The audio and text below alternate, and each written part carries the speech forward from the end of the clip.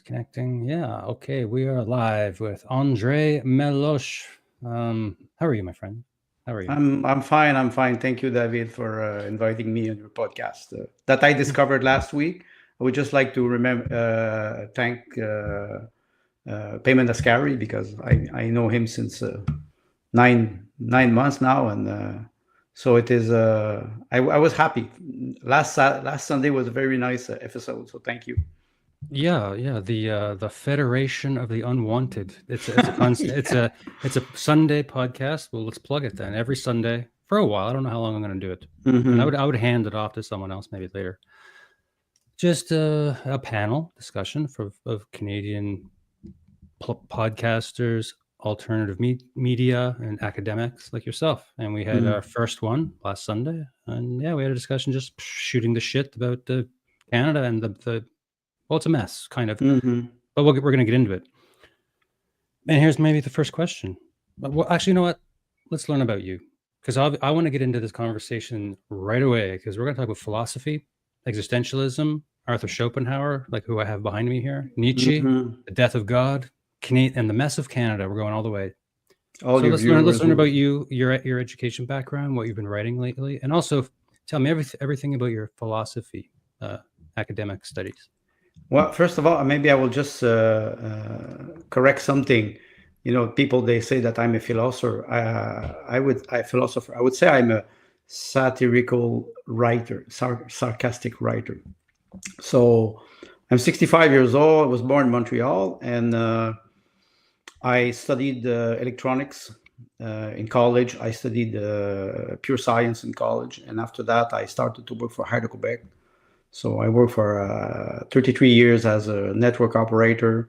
Then I started to be a manager, and I ended up my career as a business advisor for the high management of Quebec. So I was in business plan, strategic plan for many, many years.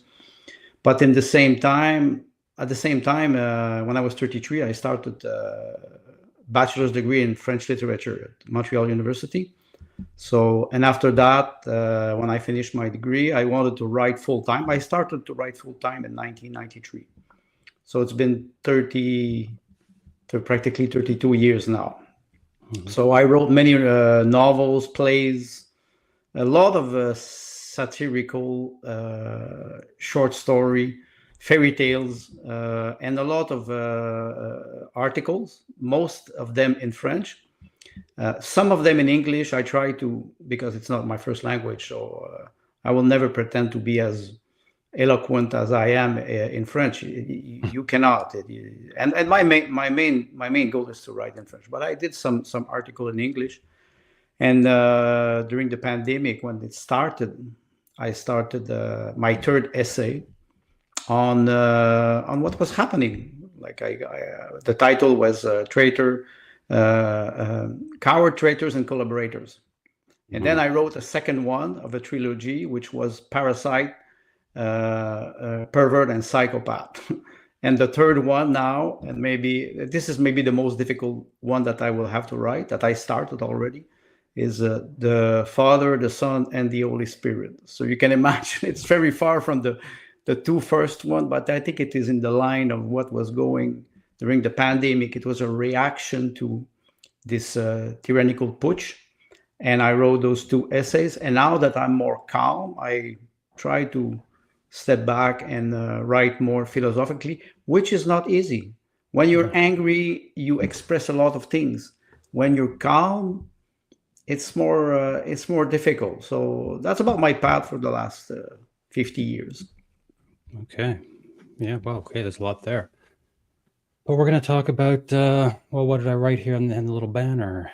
Canadian politics, the death of God, existentialism, pessimism, and Canada. That's where I am today, my friends. And so let me ask you about this. Are you familiar with the comedian Bill Hicks? No. Okay. He's sort of a dark humor existentialist in his own way. He's dead now. He died in the 80s. He died at a young age. But one of his jokes was this.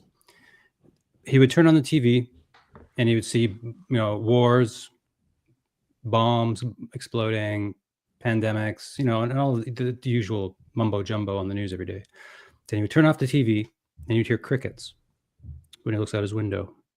And as we were discussing before I hit the live stream button, the news can be overwhelming. The social media space can infest your mind, really. But you are a gardener of sorts, and you have some property in a little village. I also am a gardener of sorts. I live in a little plot of land. So we can turn it off a little bit and not be too washed away by whatever's on the internet. So my question to you is, how much of this is even real? What we're being told?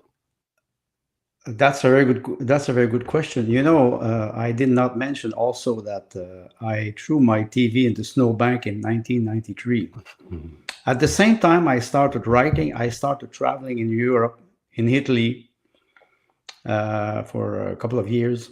And because I disconnect from mainstream media, I was out of the Quebec culture, what I can call Quebec culture. And it was always awkward because for the first couple of years, people were asking me, you don't have a TV, how do you do?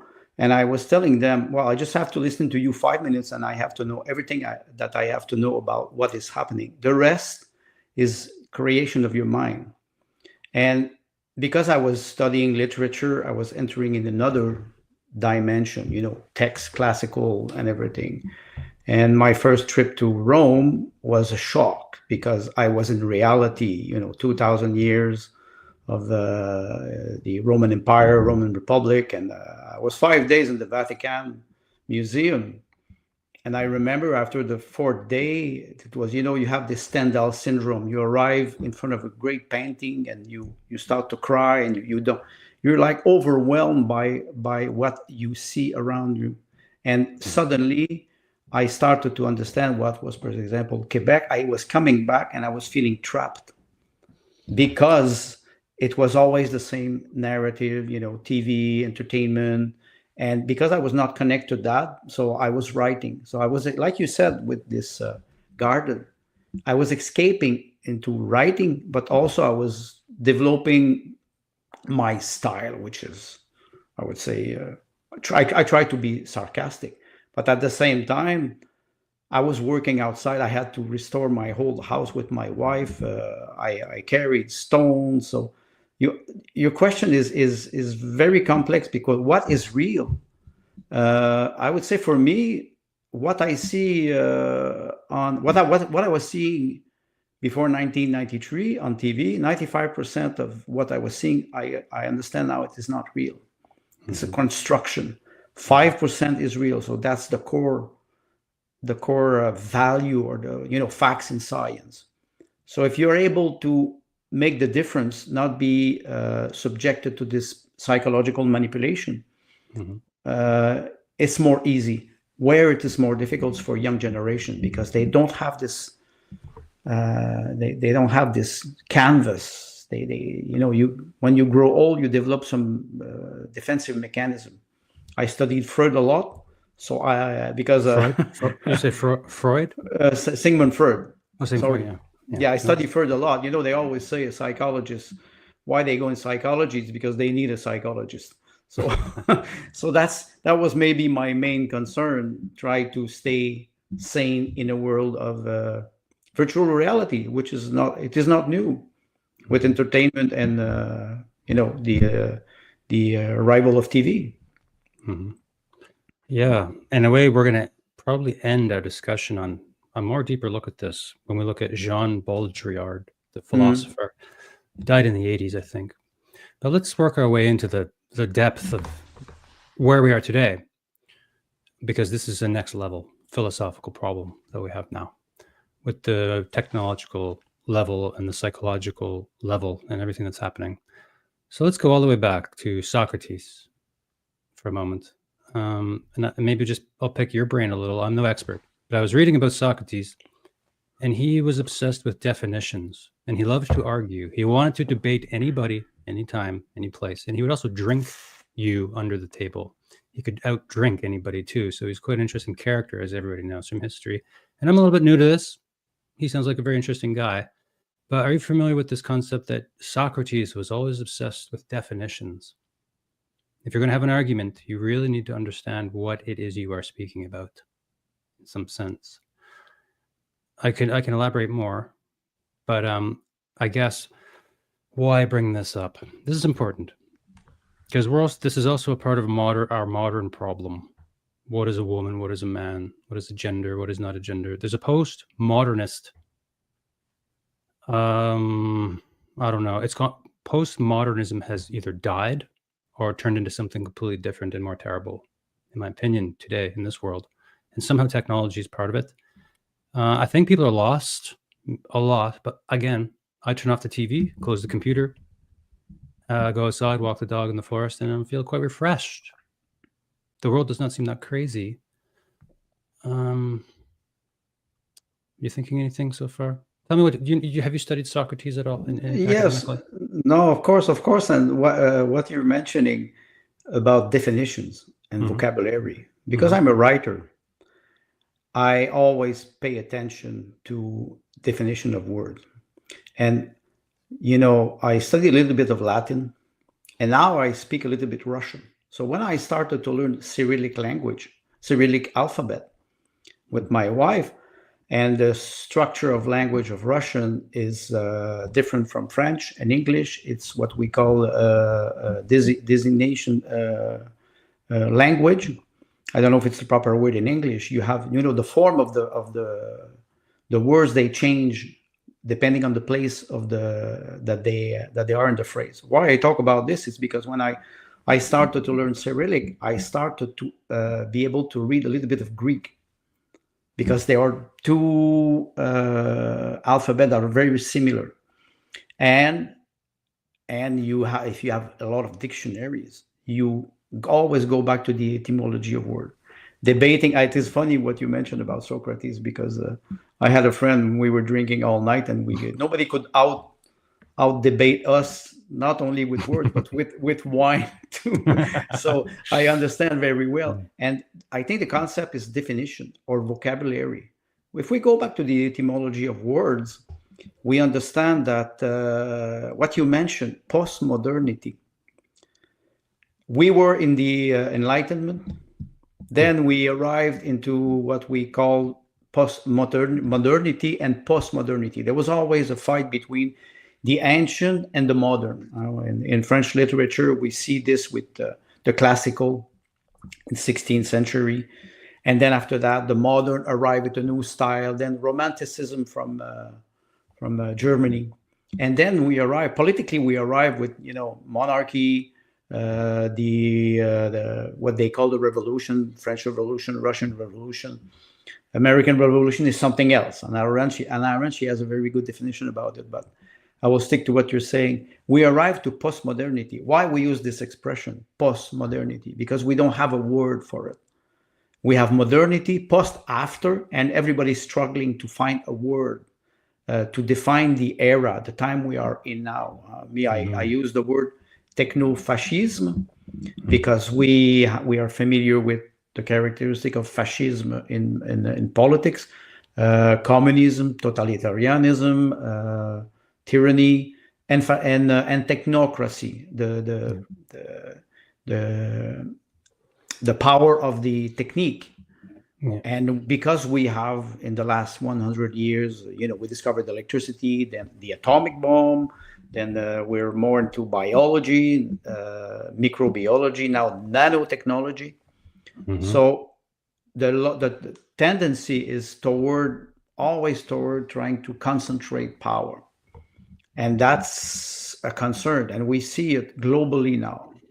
I started to think about what was the 19th century, the century of empire. There were no really borders between nations. It was, protectorate that arrived in 1915 or 1918 after the Second World War, and that was the century of nation.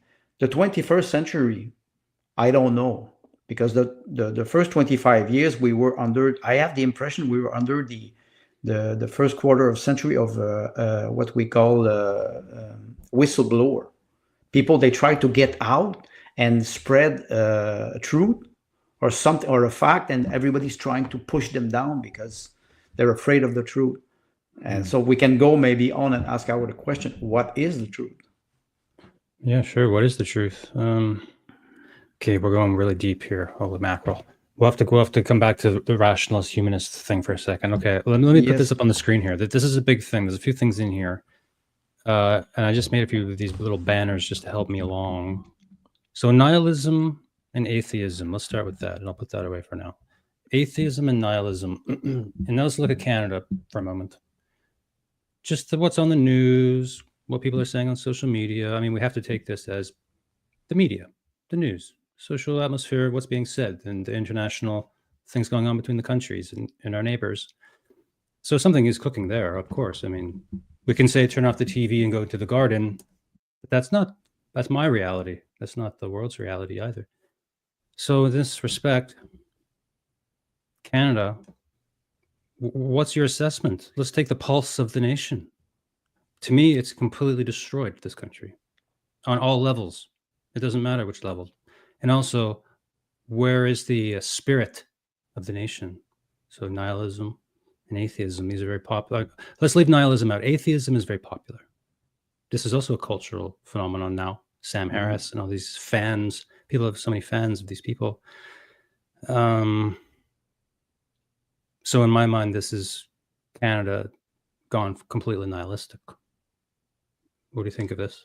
Well, I do agree with you because since I want to make a small difference between the English part of Canada. If we go back to the core of the nation or the country with the Confederation, and even a little bit before, you have two major religions. The Catholic religion, it is Christianity country, but you have the Catholic religion that affects most French Canadian, even in Manitoba, in New Brunswick, and you have the Anglo-Saxon Protestant religion.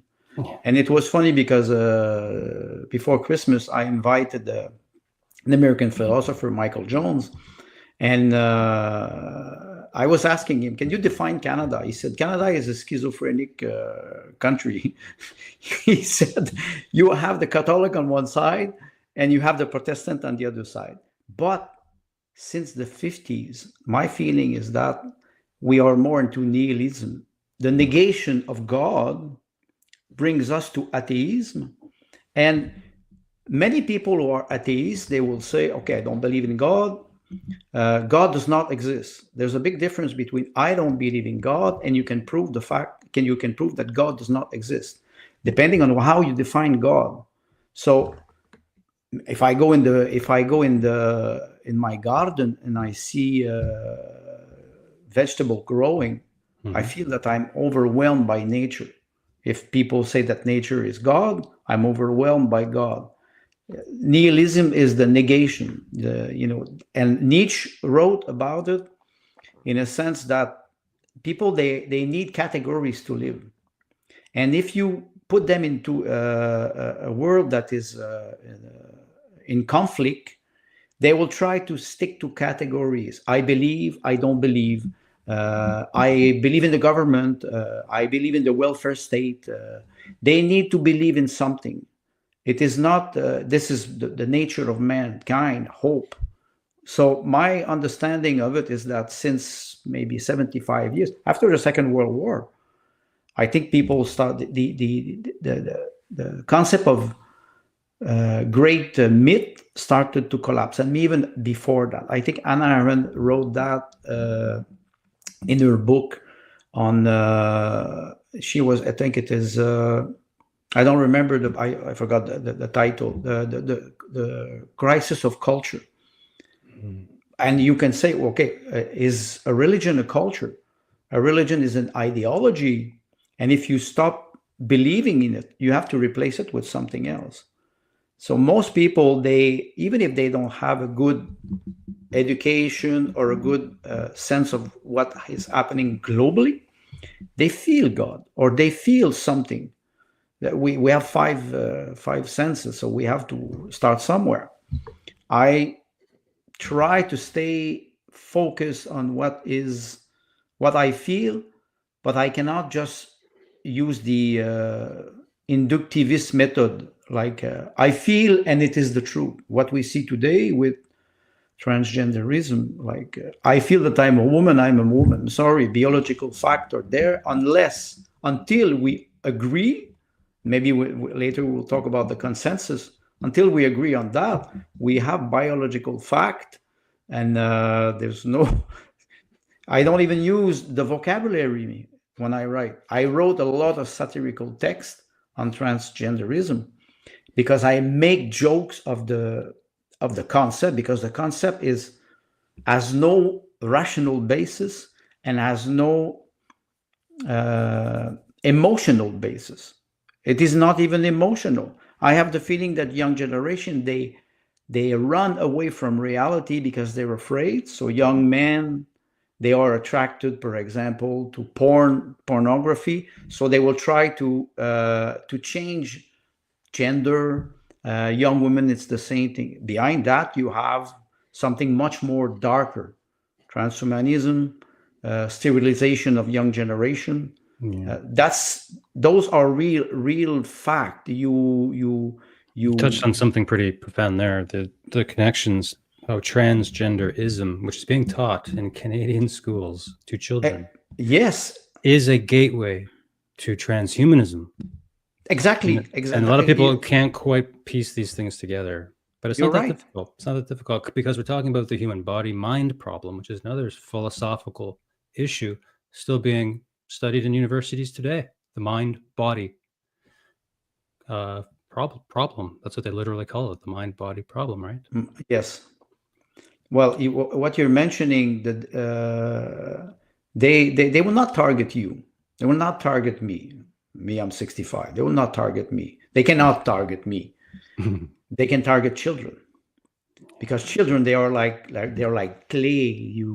You can manipulate them. You can form them. You can brainwash them very easily. You can. Yeah. So it's quite dangerous. My fear is that through this manipulation in kindergarten, you can imagine. I was in contact with a writer who was talking about abortion, and this woman, she wrote a book in 2014 about surrogate mother, and I had an interview with her in French, and she was saying in kindergarten they talk to children that are 3 about abortion. The child just started to learn languages, and we talk about killing a fetus, and you can imagine the violence of and they hide this behind a sexual education. There's no such thing as sexual education for children. You have to read Freud to understand Sigmund Freud. You have to understand that there are phases in the development of children. Yes, exactly. The artificial womb. Yeah. Then we can go and talk about the soul, because what's the contact in an artificial womb?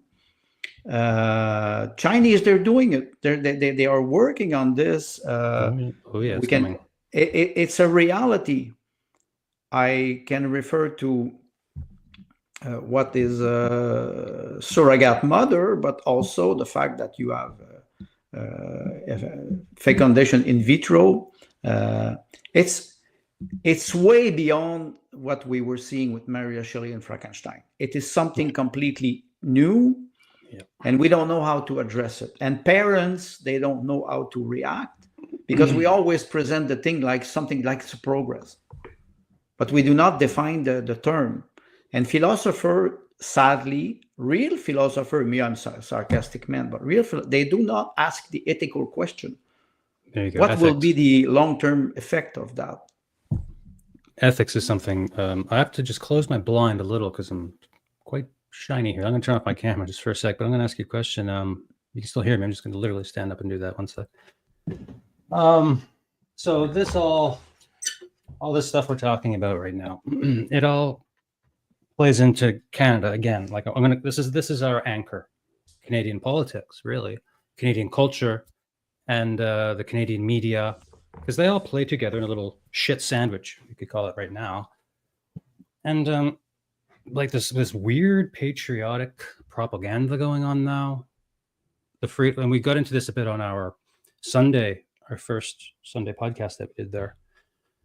This post-patriotism, and this is a post-country, in my opinion, in some sense, but it's like post-politics. Like, do we even have a government? What are they doing? Justin Trudeau's at an artificial intelligence conference in Europe.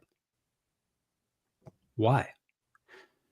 My question... Yeah, go ahead. Yeah, go ahead. My question would be, why not?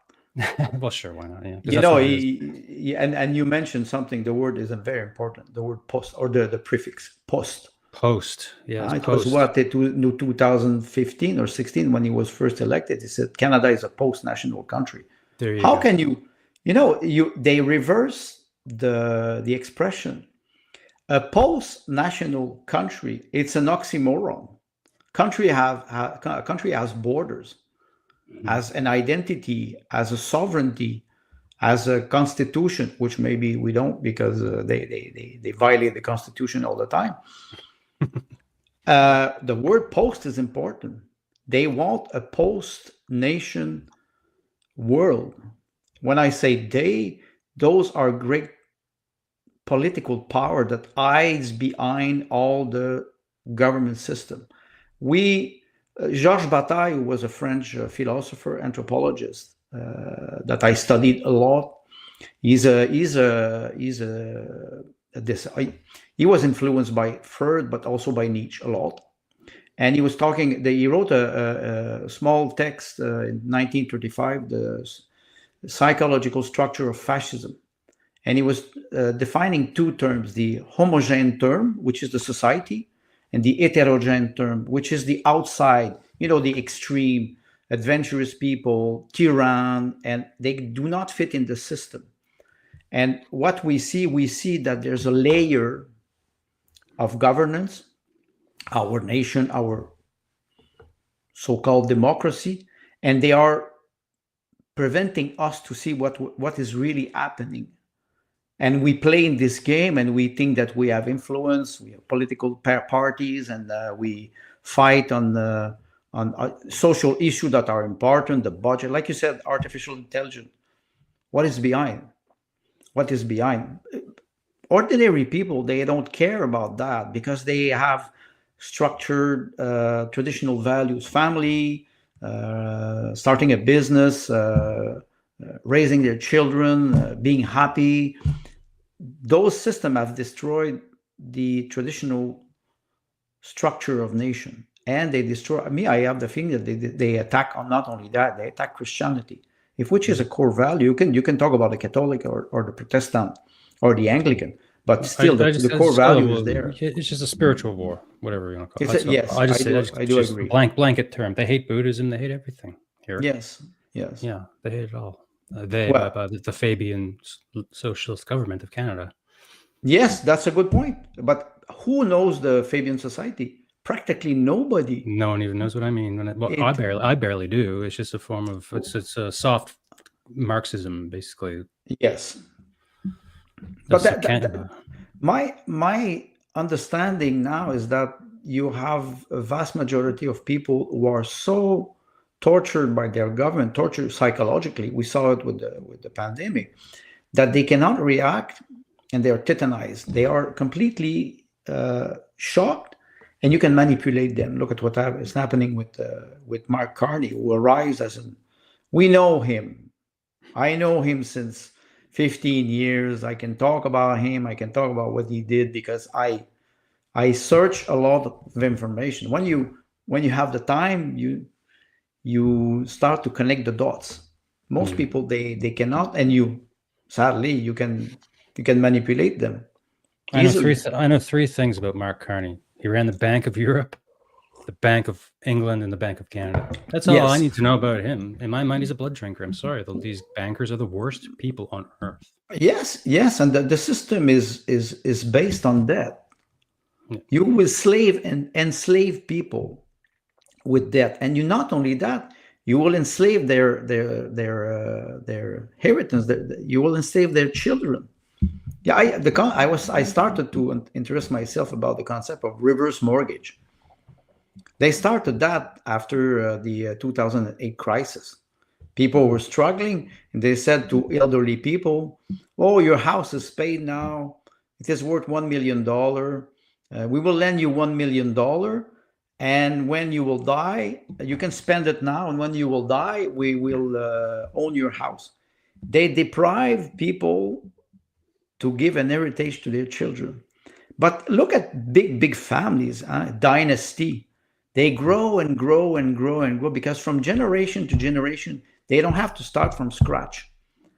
If you start and we can talk about demography, if you have 4 children, you need an income to support 4 children. You need a good salary.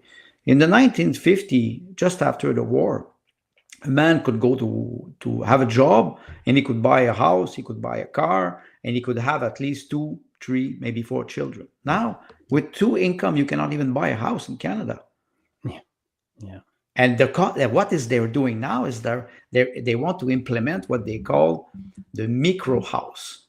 Yeah, micro housing. Yeah, there's one of those in my town here in Nova Scotia. It's a really actual like 15-minute city model. It's completely built.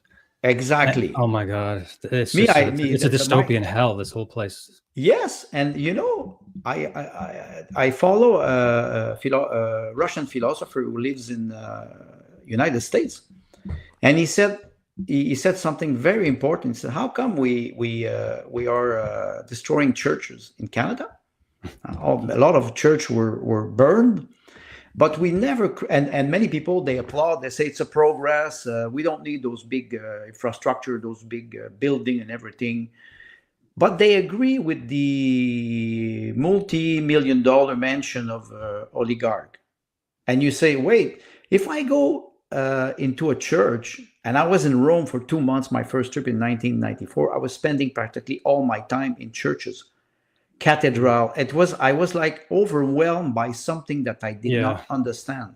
I'll tell you, as a Canadian, I was also over in Switzerland, Germany, France, and Italy myself. And I also walked into some cathedrals for the first time. And I was just like, whoa. And I'm not a Christian, but still, I believe in God, for Christ's sake. I don't have to announce my religion or whatever. It's just like God is there. Something is there. And something is there. You can feel it when you go in those places. That's the beauty of architecture. I think that because I compare those micro house with a coffin. If you have a small house, you have a small brain.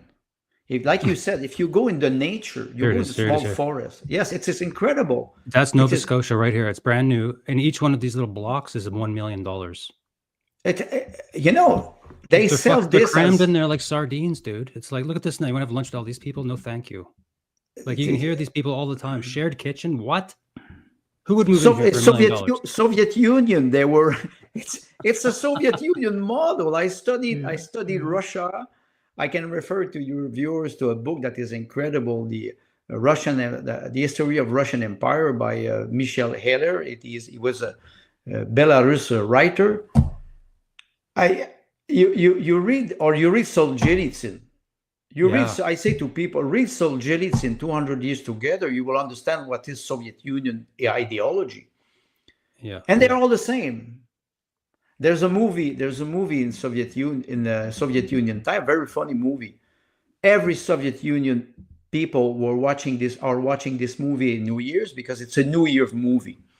And it's about a man, it's four mans, they go to the banya, they go to the sauna, they drink vodka. It is New Year's Eve.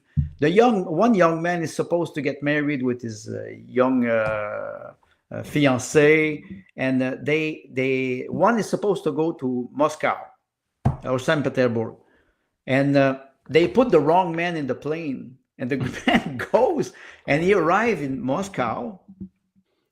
All the flats are the same, and he goes, and he has the key. He goes inside, and it's the flat of another woman. And all the movie is about the awkward thing that all the houses were the same. Haussmann in Paris did the same thing in 19th century architecture. It was always big building, with now it is incredible. They can have 6,000 people live in a building like this, and the apartment are very, very tiny. You share everything. I don't want to share my kitchen with everybody. No. It's this that collectivism that they want to implement with a false narrative, which is what we know, the climate change, the climate ideology, eco living and all this stuff. Yeah. Yes, I do agree that we have to protect environment, but that has nothing to do with the CO2 is us. I just call it pollution. Don't pollute. Pollute, yes. Clean up your mess. Clean up your mess. And what can you do? It's the big industries that need to listen to that stupid information, but stop poisoning the planet. What am I going to do? Nothing. I got to compost. I hardly even put anything in the garbage, for goodness sakes. What's my problem? Why do I have to get brain chipped and go live in these eco villages and shit? And they want to take my house from me probably someday too. Jeez. I'm thankful I do have a house. That's another question, because today when I look at young generation, I feel so sad, because I tell myself they cannot even achieve to have what Hannah Arendt calls intimacy. We call this private life, but I call this intimacy, when you are alone with yourself. There you go.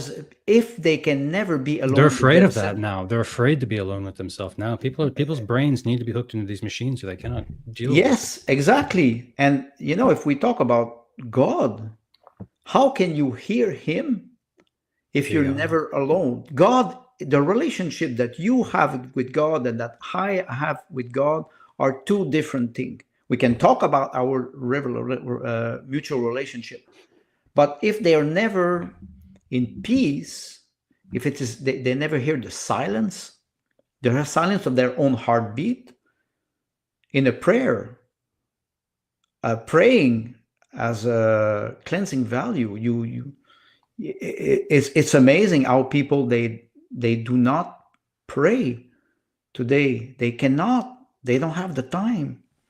Time is the only thing that we have. You can compress it, you can stretch it, but we cannot buy it.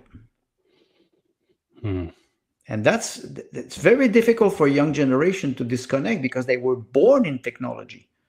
Not even prayer so much, get down on your knees and say by your bed, and this classical thing. Like, not even that so much.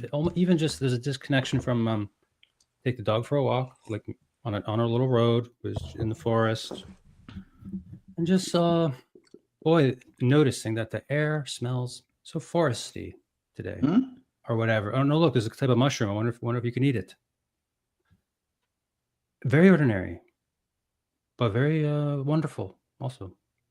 Well, you say ordinary, I say extraordinary. Sure. But my wife, she comes from Russia. She's an expert in mushrooms. Yeah, I do. I do. And here we don't go, because she doesn't know. She has a friend. She said, maybe I will teach you what species you can.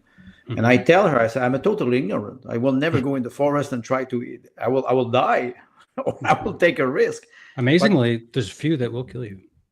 Yes, but why I say extraordinary? Because it grows there. A wild garlic in Quebec. In the 60s, my mother and my stepfather at the time, they were going to pick up wild garlic. And in 1974, the government prohibited that, because they were the species was starting to be extinct.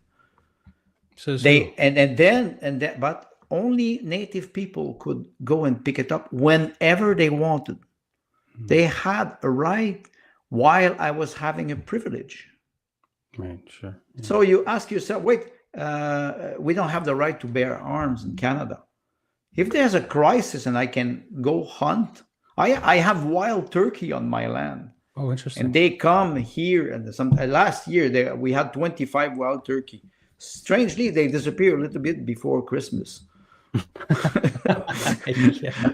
So I said, maybe they understand that they will be welcome to the party, but not as a guest. But I cannot even. I would not.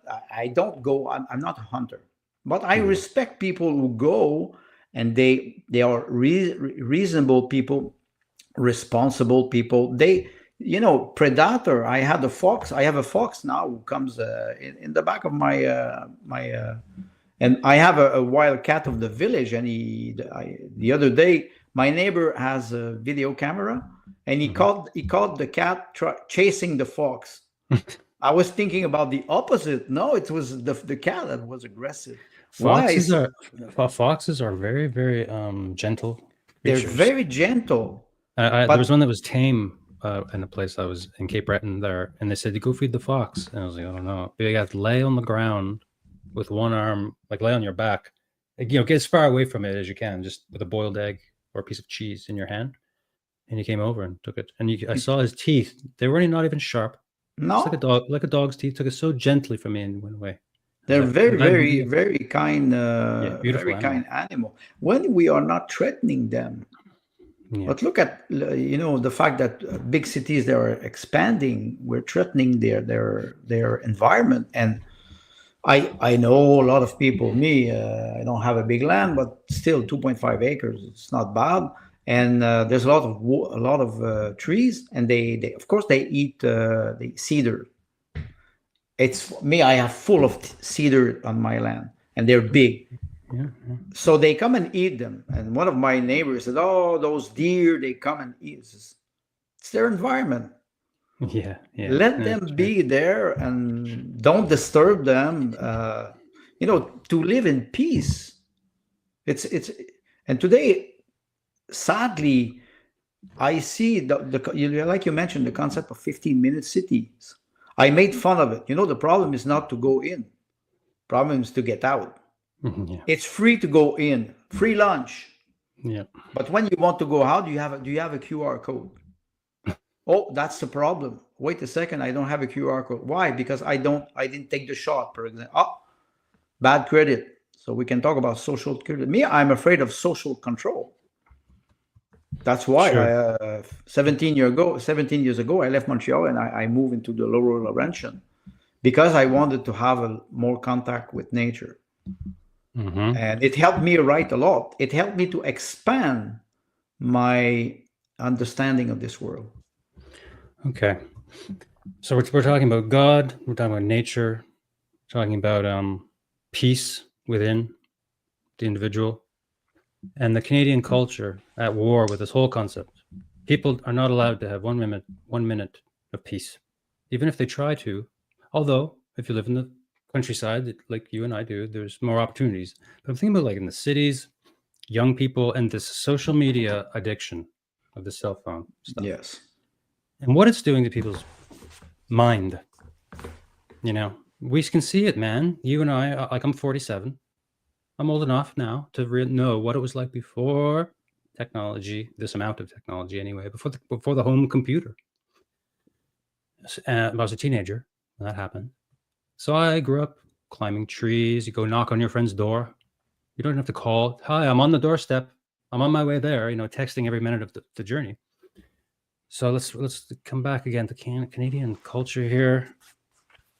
What's happening in this country? Is it as bad as we think? Is Donald Trump going to annex Canada? Is Canada going to start carving off pieces like cake to hand to the United States? I think it's kind of bullshit, all of it. I think it's propaganda, but why is my question. Do you believe, look, before we get to the why, and I do have an answer to that, is it all propaganda? Are we being so heavily propagandized right now in Canada that it's just beyond, it's COVID on steroids right now, and everybody's getting it. It's not half the country. It's everybody in the country who's being psyoped and mass formation psychosis right now. What do you think of this? Is there any truth to any of this? Well, I will go back to 1967 with Pierre Trudeau, and I will go back to 1970 with the October crisis in Quebec, in Montreal, especially in Montreal, not in Quebec. And why I talk about this, it's because it's a long history. And the history of Quebec, for example, with nationalism and the two peoples, founding peoples. Why I talk about this, it's because toward what is happening now, when the Freedom Convoy arrived, I felt Canadian for the first time in my life. I was 60. Can you imagine that? Me too. Me too. Me too. You feel for the first time in your life, you think you're lost. My wife, she's Russian. She's Soviet Union. Soviet Union does not exist anymore. She feels Russia. She arrived here since 13 years now, 12 years. She adapts, but she will always be Russian. And me, I was lost for practically 60 years until the Freedom Convoy. And I told myself, whoa, what are the Canadian values? The history. We're not British. We're not French. I'm French Canadian. I had a friend who was American, Italian American. We always made jokes. Are you Italian or you're American? I don't know. Sometimes I'm Italian American. Sometimes I'm American Italian. Mm-hmm. The country is extraordinary. The resources are phenomenal. The people are kind and dedicated. And that's the first time in 2021 I started to feel Canada. And I said, Quebec is a part of a great nation. But I honestly have to admit that a lot of Quebecers do not understand what is happening and they are manipulated. So like you said, I think everybody has the dose of propaganda. But I saw a lot of Quebecers going to Ottawa during the Freedom Convoy. And I know some people personally. Me, my wife was a little bit sick. I could not go. But I was so angry and I was writing. But anyway, it was not an excuse. It was incredible, the incredible moment of Canada. And we have a lot of them. And honestly, there's Michael Jones, he wrote a book, Baron Metal. And he was talking about Cap Breton and he was talking about Nova Scotia in his book. And I was so ashamed that I did not even know my own history. Mm-hmm. I started to open my eyes to the Canadian history. And now every time I have the chance, I try to find all those moments of history. What is Canadian culture? And how come people are ready now to... it was what? In 2022, everybody had Canadian flag for the Freedom Convoy. Yeah. And it is like, Canada, and suddenly Trump says, okay, we will annex Canada, and everybody wants to sell them. I say, you don't even want to defend your identity, your culture, your history, your ancestors. Sometimes I don't, but I don't understand. I don't understand, honestly. So to me, this is patriotism right here, what we're watching. I'm playing to the listener only on the audio podcast that I do. I'm just playing a video, just a montage of the Freedom Convoy. Just Canadians up and down the highways, handing out potato chips and swinging around the flag. And, the tractors are thousands of tractors driving down the highway. That was an incredible moment. Oh, yeah. Yeah. We saw them leave from near the Halifax International Airport, the Eastern sort of group, you could say, like a few hundred, quite big trucks and thousands. Mm-hmm. It's just like we see in these photos right here. It was just like this. And we drove behind the convoy. Let me just stop that share. Stop share. 1 sec. Oops. I'm sorry. I removed you from this. I removed you from the screen. No comment. Put Justin Trudeau up. No. So that's interesting. What was I saying? So to me, that was real patriotism and populism, which apparently now populism is also a dirty word. The World Economic Forum hate populism. The media uses populism as some sort of derogatory term.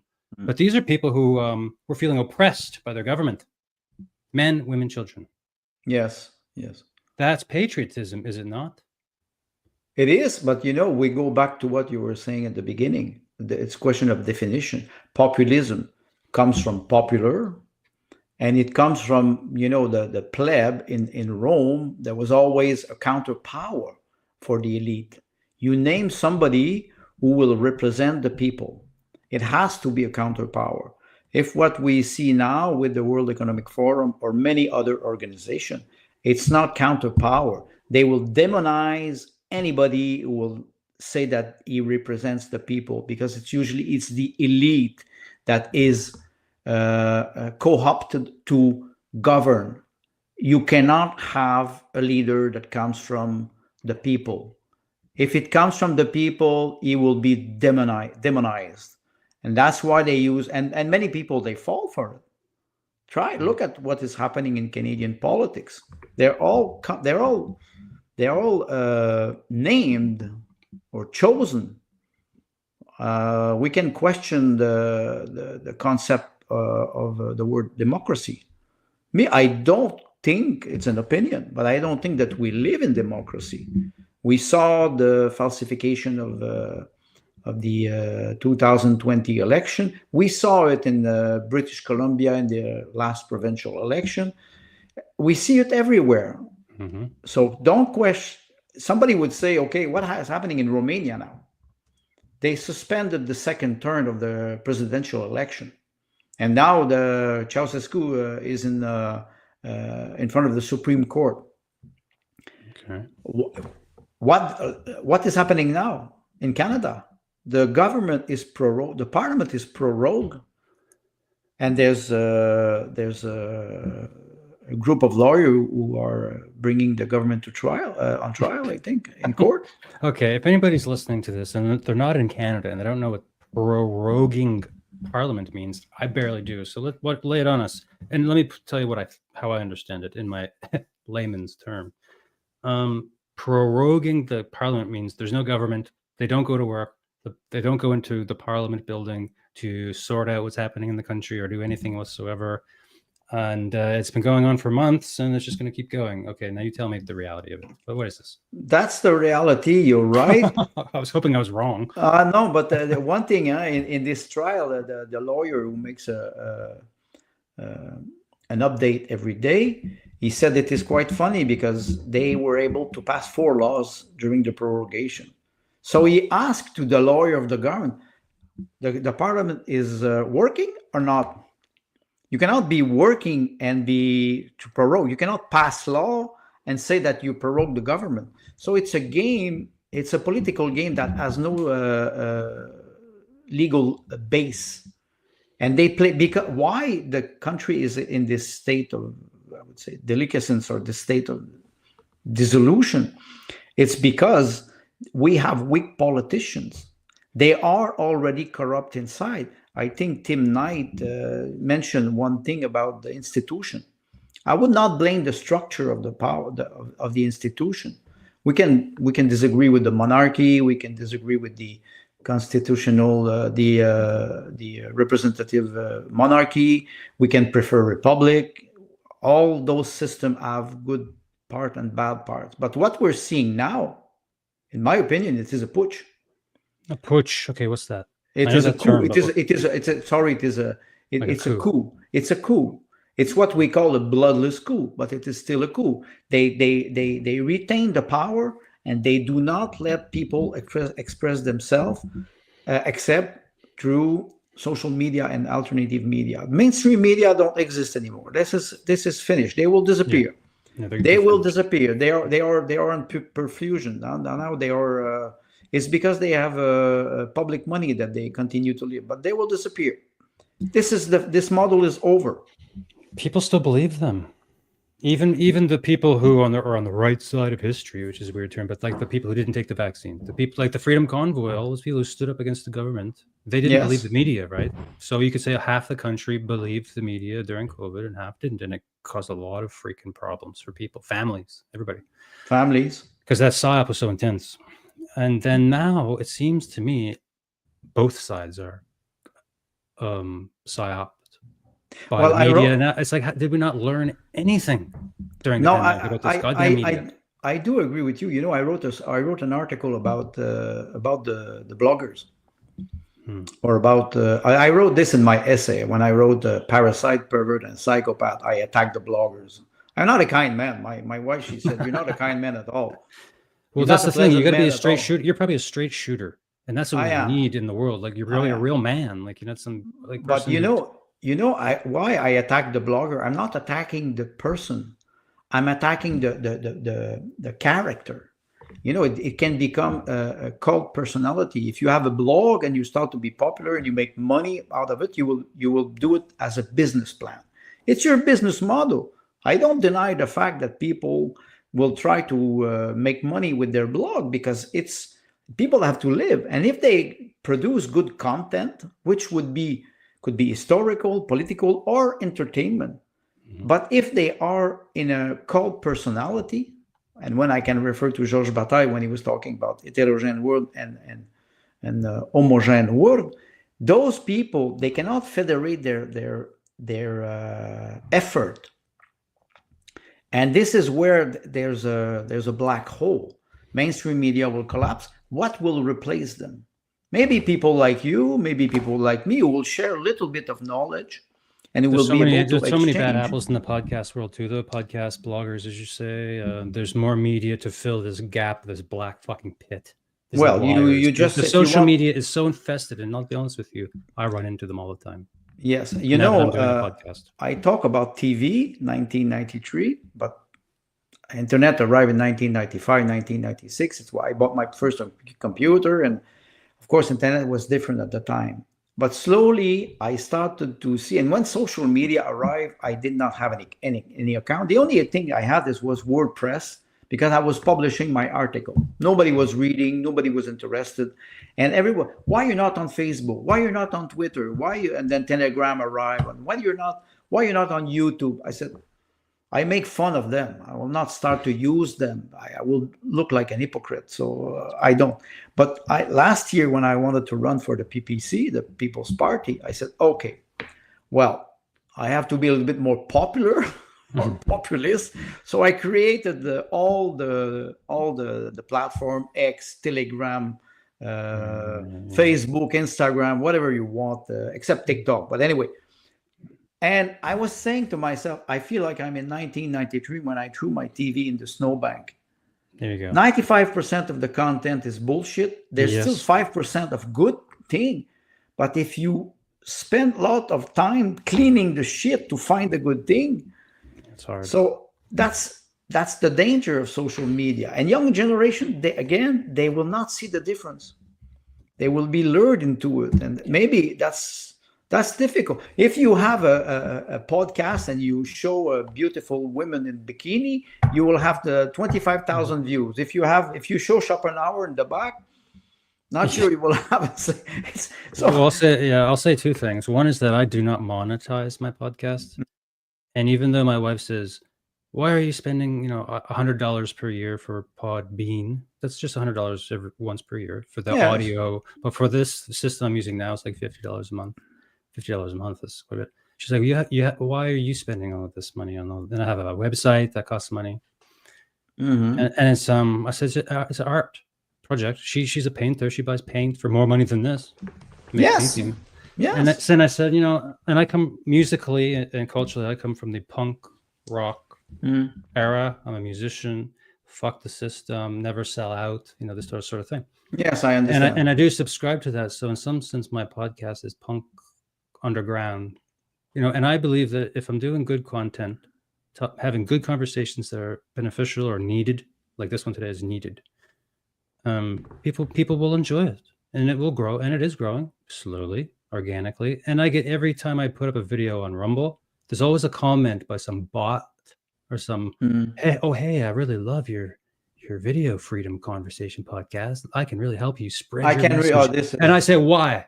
And they never answer me. Why? Why do you want me to spread my message so vociferously? And I only have X, Twitter, and I only got on social media myself during the pandemic. I never listened to podcasts until 2020. You mentioned something very important. Okay, not monetizing, and you mentioned, okay, it is growing slowly. Put yourself in a position. You have a big GAFA company, Google, Amazon, Facebook, and Apple, and somebody calls you one day and says, David, we would like to buy your Freedom Conversation podcast for $20 million. But you will be like Faust. You sell your soul to the devil for short-term gain over long-term damage. 20 million, Andre. 20 million is long-term gain. Yes, but why? Okay, I mentioned 20 million. It could be more. You know why? I refer to startup. People, they have good ideas. They start a small Yeah, business, and yeah. you have a big corporation who buys that. Google does only that. Google does not do research and development anymore. Google, they buy back startup and they gather information. So of course, it's not rewarding when we aim at long term, but I think there's a sense of duty there too. You think I wanted to come out from my retirement? I'm writing. I never published. Nobody wants to publish me. I'm too unorthodox. I didn't care. I didn't really care. Yeah. But first of all, it's fun. Also, I meet a lot of good people. I meet a Yeah. lot of It is intelligent. fun. Yeah, It's fun. You have to enjoy it a little bit. I do. If you Yeah. don't, Like I you enjoy lose. talking to you. I enjoy talking to you. And as you say, I started the podcast too, really reluctantly because my wife lost her job as a nurse in this fucking goddamn province for this vaccine. And you know what the funny thing is? It's so gaslighting because Nova Scotia, you need this vaccine to have a job in a hospital for 2 years. Mm. But she can drive a few hours to New Brunswick and work. And there. work. That's and what work. she did for 2 years, separating our family, all this stuff. And it's like, how gaslighting is that? Science is dead. Vaccine science is dead. Yes, The you're health right. industry of Canada makes no sense to do this. And not only that, they paid her double the money, which sounds like a good thing, and it is. You know, nurses. But it is financially you need to live. Yeah, but it wasn't just like leaving Nova Scotia and working in New Brunswick for the same amount of money. They paid extra because they call it the travel nurse.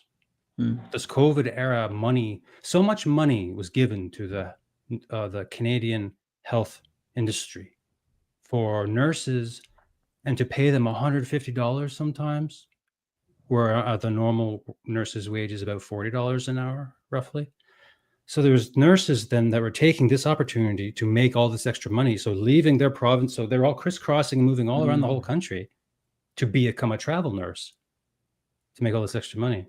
And it really just destroyed so many elements of the health industry. And here now, they fired so many nurses that even on the radio last week, the head of the nurses union of Nova Scotia Health was saying, we just got nobody. Well, why'd you fire them all? Well, you see, you were bullshit talking, country.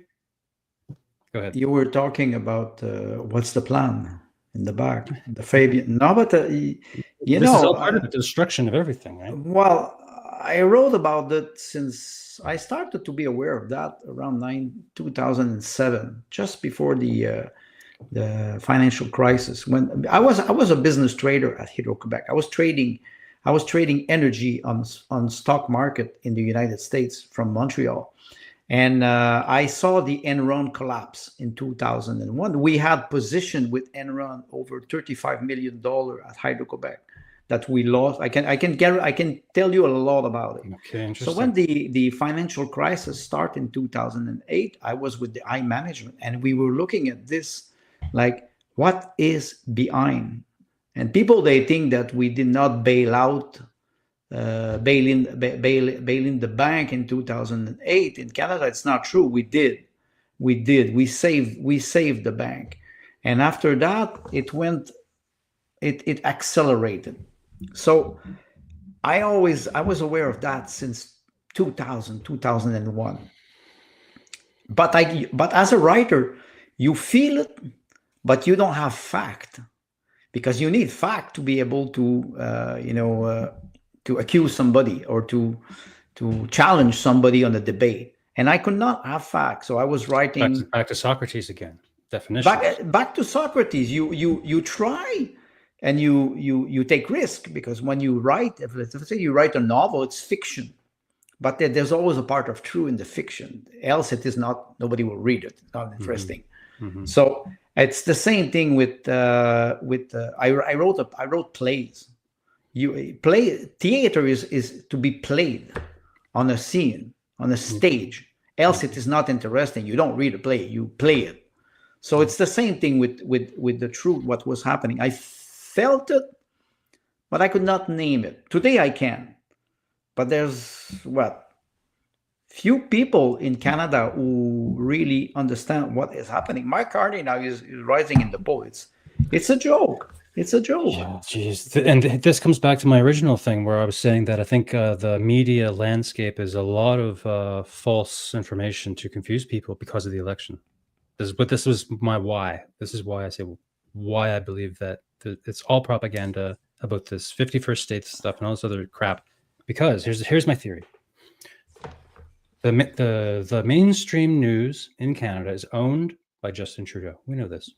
So what they're doing right now is they're on the attack to scare the Canadian people that the evil Donald Trump is there and the right wing wave is coming. The Nazis, they use all these words, of course, the terrible tyrannical man, and then the evil right wing. They want the Canadian people to be terrified that Pierre Poilievre will get in and he'll be just like Donald Trump. And my own dear mother said to me, I said, what do you think, what's going to happen in the election, Mom? She goes, oh, I hope that Pierre Poilievre doesn't win. And I said, why? She said, oh, he's like Donald Trump. What do you even mean, man? But this is my mom. I'm not going to go there. She's old. Fine. Whatever. She's busy. No. She's not a political person. Neither am I. So this is my theory, that the mainstream news in Canada is psyoping people to lean the center voters to lean to the left, to bring in Mark Carney. And all this Donald Trump stuff, the destruction of Canada, the annexing of Canada, Canada joining the United States is the most stupidest fucking conversation I have ever heard in my life. Sorry. That's what I think. I do agree with you. And I say that people are politically illiterate. I have to admit, since last year when I started to interest myself in the People's Party, and I think I was always a political man, but I didn't want to really engage in this. So when you start to debate ideas on the political basis, you have to be able to be contradicted. And if you base your judgment or your opinion on like what your mother said, okay, it's like you what are the ideas behind? But that's a lot of people who are like that. Me, I was always a little troublemaker, but many people, they follow the narrative, and like you said, they will be afraid. There were people who really thought in March 2020.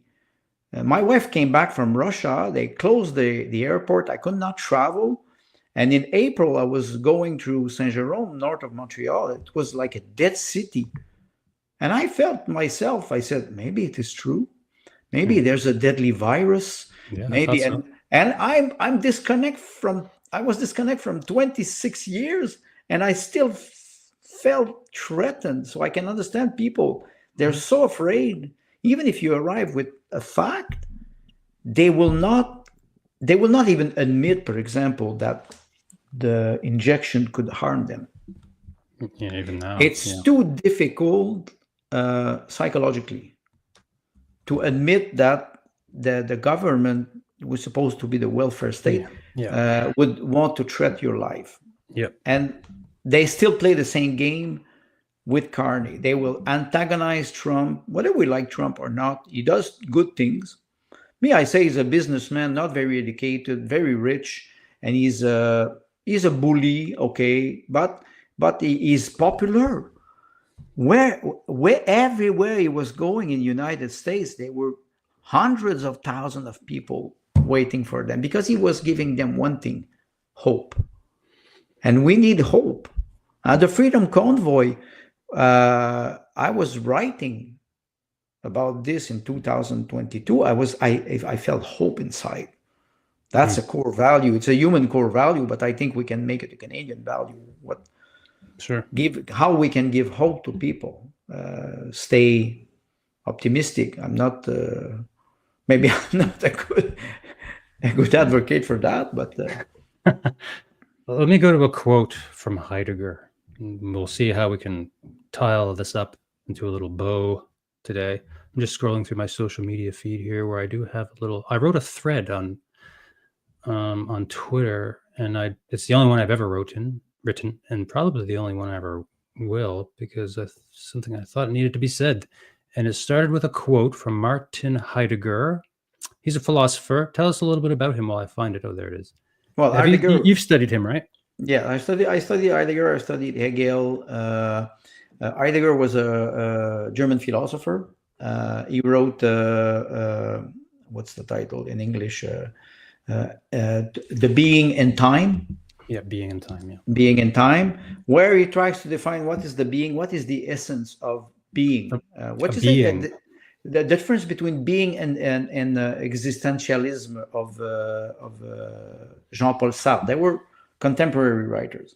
So in a sense, and the anecdote from Martin Heidegger is that he had an affair with Hannah Arendt. Oh, interesting. Yes, and she was a student of Martin Heidegger. That was before the Second World War. And I wrote about this. Many people criticize Hannah Arendt, but I said Hannah Arendt, she became one of the greatest philosophers of the 20th century. Is it because she had heartbreak, or because she was in love? Because Hannah Arendt, she's I would say, a paradoxical writer. So Heidegger was a teacher in German university when he was writing his thesis, and he was criticized a lot because he was one of the few philosophers who was still having his teaching position during the Reich, during the rise of the Third Reich. So yes, it is interesting. I will let you go with the quote. Yeah, I'll read that quote there. Yeah, Hannah Arendt. I have that book because Matthias Desmet got pretty popular for his mass formation psychosis theory, and he was talking about her a lot, and her books on totalitarianism. So I did get one. I haven't read. It's too big of a book. I haven't read it yet. It's intimidating. But no, let me read this thing by Martin Heidegger, because this has been on my mind lately. So Martin Heidegger, a prominent German philosopher of the 20th century, made a statement, quote, "Only a God can save us now," end quote. In an interview with Der Spiegel magazine on September 23rd, 1966, Heidegger insisted that the interview not be published until after his death. And it was released on May 31st, 1976, 5 days after his passing. And I'll continue more of this quote, but that makes me think that academics, they don't want to have their deepest personal beliefs necessarily out in the public view. So that's just what I was thinking. He said, "Don't publish this, please, until I'm dead," because he said something so profound here when he said that. So anyway, it continues. In the interview, Heidegger expressed his view that philosophy alone could not directly provoke a change in the world's situation. He suggested that the only possibility available to humanity was to prepare for the appearance of a God or the absence of a God through thinking and poeticizing. This statement reflects Heidegger's profound concern about the crisis of civilization and the role of philosophy in addressing it. He believed that humanity was in a state of decline due to the absence of a God, and only through profound acts of thought and poetry could humans prepare for the potential arrival of a God or the acceptance of their decline. The phrase has been interpreted in various ways, with some seeing it as a call for a spiritual or philosophical awakening, while others view it as a critique of the modern technological age and its impact on human existence. So I chose this photograph here of a Leviathan. The Leviathan, yes. Yeah, so that's what I titled that little thread there. So the Leviathan and the subconscious death of a once proud peoples of Canada. You mentioned this is extraordinary quote, because I have the feeling, like I was telling you when Michael Jones, I asked him give me a definition of Canada. He says psychophrenic society or nihilism. Yes, we have made medical assistance in death, and honestly, I'm ashamed to be Quebecers, French Canadian. We are number one. We are number one in the world. Oh wow, really? Yeah. In 2024, and they offered made to veterans of army or disabled, and you read this and you say, what kind of world we are in? So I think the quote of Heidegger is very important. Where is God in our life? Yep, and there's a lot going on with the MAID, right? There's a big shakeup happening in this country with all these fucking drugs and these pharmaceutical industries. Well, Safe Supply just ended in British Columbia 24 hours ago. And also my wife's in the hospital. She's hearing everybody wants it. All the nurses saying, oh, Johnny in room number 7, Janie over in room number 2. And the doctors are like, okay, whatever. No one's even thinking about this at all. no. And they're not even dying. And one guy said, why can't you just kill me today? When the doctor said, I'll take it to you on Tuesday. On Tuesday, you can have them made. This is a guy who shot himself in the head twice. He's fucking suicidal. And he wants it now. He said, why can't you kill me today? That's what he said, the exact words. My wife was in the room. And that doctor sat down in a chair like this in a daze. He had never heard it said by a patient like that. Why can't you just kill me today? Why do I have to wait till Tuesday? Yeah, schedule. Your schedule. Yeah. Your schedule. This is fucking genocide or something. Or what's the word? Eugenics. Yes, it is eugenics, and let's not be surprised when I wrote my my third essay when I started the Coward, Traitors, and Collaborators. I wrote about genocide. I wrote about eugenics, and I wrote about Bill Gates' father was it's an old project. It's always it goes back to Adolf Huxley. It goes back to those people who think that man is a cancer. But if we go deeper, we always understand that either it is they're in a cult, or they want to protect their self-interest. Great families, they do not connect with people. They think their blood is superior blood. They really think that. And we can ask ourselves, what's the concept of identity? Identity, you're born in Nova Scotia. Does not make you Nova Scotian, does not make you Scottish, does not make you Canadian. Because some people in Quebec will say you cannot be French Canadian, you are Quebecers. I said, no, I was born in 1959 and the term Quebecers did not exist, so I'm French Canadian. Or you can be Quebecers if you want, but me, I'm French Canadian. So I base my identity on my birthday, or when I was born. Then there's the blood. Then there's the morphology. Michael Jones is using the expression phenotype. I have white skin, if we can say white. I don't have dark skin. I don't have a characteristic of Arabic people. So I'm from somebody. The concept of race was a scientific concept at once. Now it has becoming an ideological and political weapon. And we do the same thing with women, men.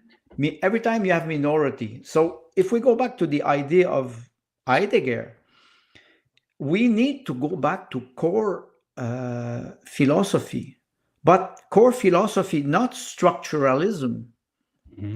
We have to go back before the collapse of those great messianic myth. We have to go back to enlightenment and why we had those revolutions. The Republic is one thing. I'm questioning now the secular state. We evacuated religion from power, but we replaced that with another form of domination or manipulation, if we want to use the expression. If we think that a religion manipulates people, we can think about the Vatican, but we can think also about the religion and the word religare, which means to reunite people. When you go to the church, you just don't go there alone. You go there, you listen to the gospel. In the United States, they have it's very popular. They sing together. Singing with other people is beautiful. Why we have so if we go back to this, we will push back the darkness of what we call transhumanism. We don't know where we're going with this. It's a big concern. Most people they will see it as a progress, but so we kill the real God and try to build the new one with the machines. This is a very strange period of history now, when Elon Musk and the boys are trying to create their own God and be the master of that God. Humans. Yes, the big. What is sad is that they kill millions of people by doing it, but it is not new. It is not new, and what we see now, maybe the global politics will shift things, but they're not. They will not. They will not slow down in developing AI. Yeah, we're headed for a collapse now. I think this is, the snake that eats its own tail, the Ouroboros. I can't pronounce the name. There's a great term. I'll see if I can pronounce it. Ouroboricide. The Western world is in like a genocide, or the snake eating its own tail, Ouroboros. You put those words together, Ouroboricide. Ouroboricide, yes. Let me share the screen one more time and read. There's another philosopher from the more modern times, Jean Baudrillard. Jean Baudrillard, yes. Yeah, anybody who listens to my podcast probably saw that I bring this up once in a while. The hyperreality. Now, this is something we might be dealing with here in Canada. Let me just read this one paragraph. Hyperreality is a concept in post-structuralism that refers to the process of the evolution of notions of reality, leading to a cultural state of confusion between signs and symbols invented to stand in for reality and direct perceptions of consensus reality. Hyperreality is seen as a condition in which, because of the compression of perceptions of reality in culture and media, what is generally regarded as real and what is understood as fiction are seamlessly blended together in experiences, so that there is no longer any clear distinction between where one ends and one begins. Okay. What do you have to say to that, my friend? Well, Christ. It is... He nailed it. Yes, because, post-structuralism, and when you refer to Heidegger, Baudrillard was also a contemporary of Hannah Arendt. And in her book, The Human Condition, she makes a difference between the intimate life and the public sphere, or the public place. Or if we can say she merged intimate life with private life. She goes back from the Greek. But what is interesting is that, look at media. You have a phone. In 1990, I was a manager at Quebec, and I had a cellular phone. You know, those big phones with the antenna? Yeah. Because I was working with network operator, and we had to go in power station when there were problems, and switching and it was. But I was paid 8 to 5, and after 5, if somebody was calling me, they had to pay.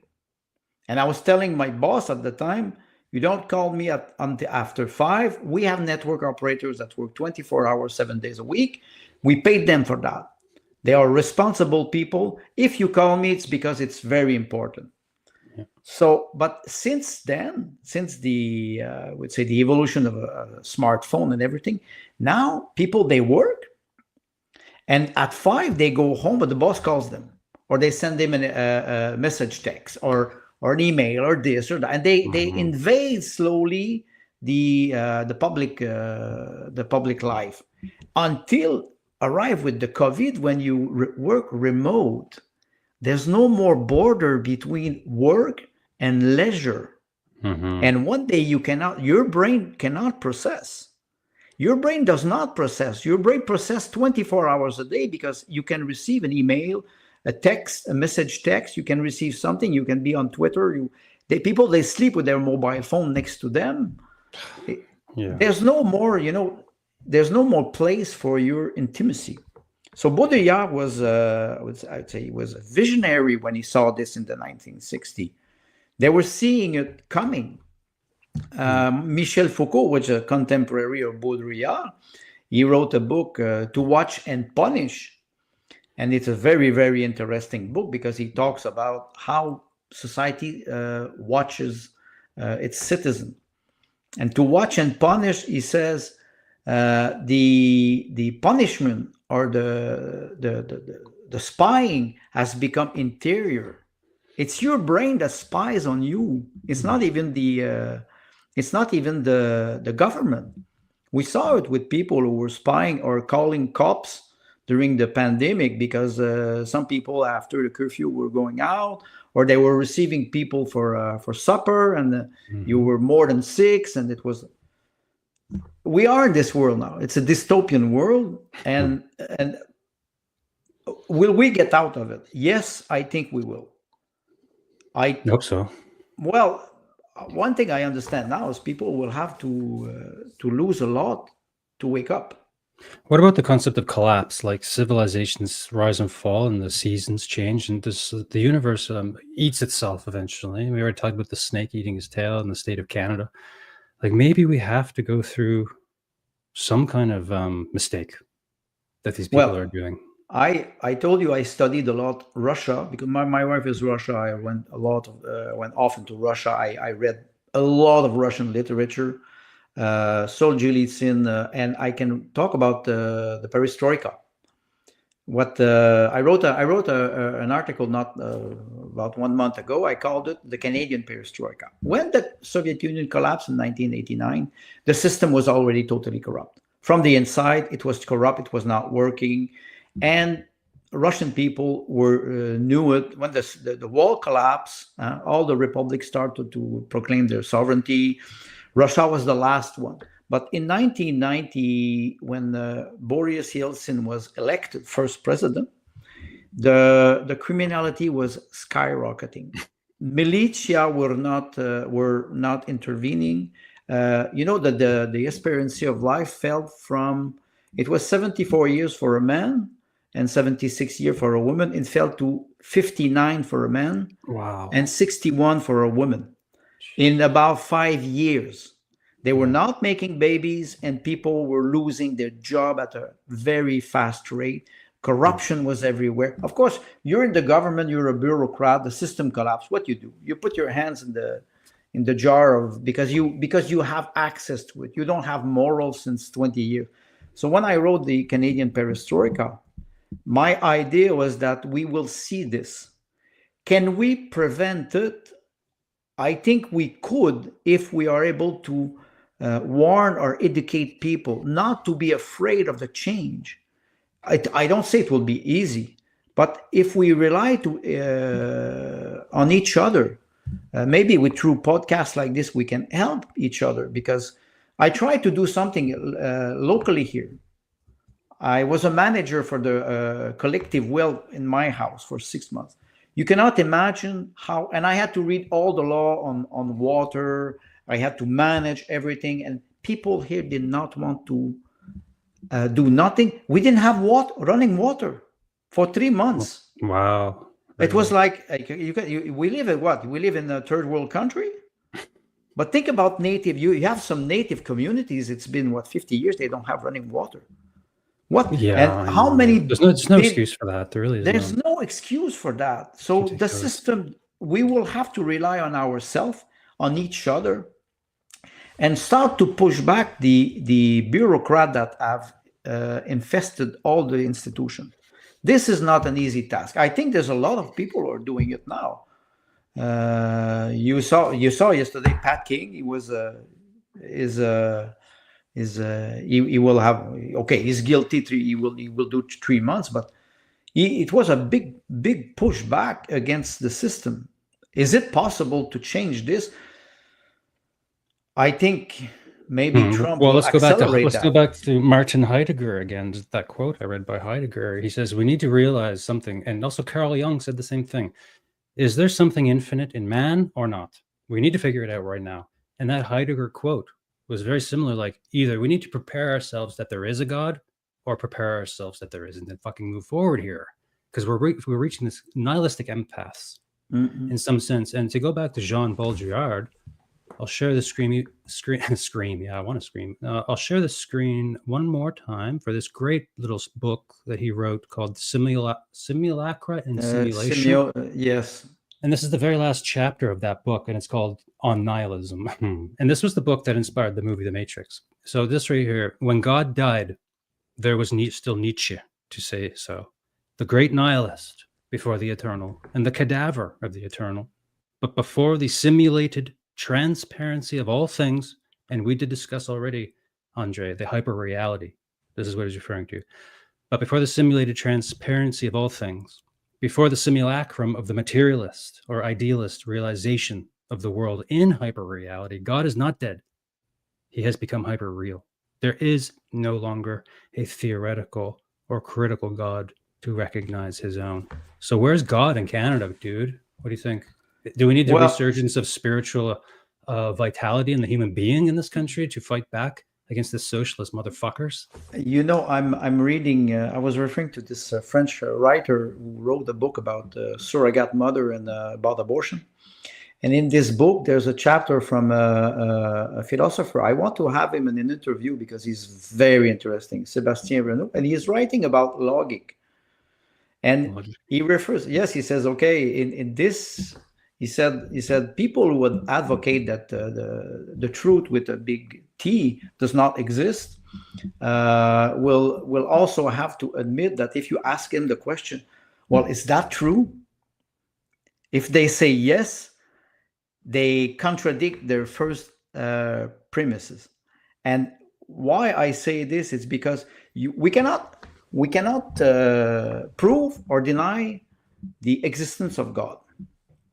As a scientist, I would say, why we don't try to prove his existence or his non-existence? They are afraid. It's through ethics, morality, ethics. These are the things that religions teach. They don't teach that it's just some guy in a fucking cloud. It's just like, be a good goddamn person and stand up for your country instead of like, oh, let's go join the United States. It's so ridiculous what's going on. Yes, but why I say this is because I used to oppose faith and science, and now I understood that I was wrong. They're not in opposition. There's a very beautiful book that I always refer to. It is from Alan F. Chalmers. He wrote this book in 1978. He was a scientific journalist. I don't know if he's still alive. I'm not sure. But this book, it is, what is this thing called science? It's a 200 pages book. And he talks about the method of Karl Popper, inductivism, mathematics. He talks about the limit of those methods. And when I was reading this book, I was telling myself, well, he never says that God does not exist. He just says that the method that we use have the tendency to push back difficult problem, which is philosophical problem. The existence of God, that would maybe help us regulate our own human condition. If we push back the Bible and the Ten Commandments, what do we have? We have to build something that will replace it. And if we cannot replace it with something that will be fair, because it's always human that will judge each other, we need something higher than us.